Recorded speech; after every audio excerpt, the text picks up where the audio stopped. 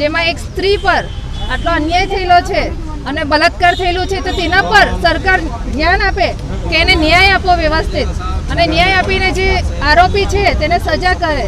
અને એની જગ્યાએ લોકો એના પીડિતાના ઘરવાળાને નથી મળવા દેતા. આટલું બધું થયેલું છે તો સરકાર કાં છે? સરકારને ન્યાય આપો તો બીજી વાર આવું થાય નહીં અને બીજા બધા લોકો સ્ત્રીઓને ન્યાય મળે. બસ આટલું જ કહેવાય. હું વિજય વસાવા, ભીલિસ્તાન ટાઈગર સેના સુરત શહેર પ્રમુખ.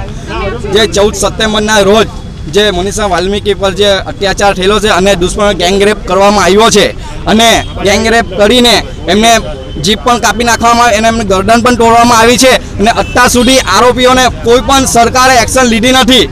જો એક્શન મતલબમાં કેવું કે ફાંસીની સજા મળવી જોઈએ જે આરોપીઓને. જો આવનારા દિવસોની અંદર જો સરકાર કોઈ કાર્યવાહી નહીં કરશે તો ભીલિસ્તાન ટાઈગર સેના જાતે મેદાનમાં ઉતરીને ઉગ્ર આંદોલન કરશે, રસ્તા રોકો આંદોલન કરશે. હાઈવે પર આવનારા સમયની અંદર જો હાઈવે પર રોકવાનો હોય તો હાઈવે પર રોકી દેશું. જય ભીલિસ્તાન, જય સંવિધાન, જય ભારત.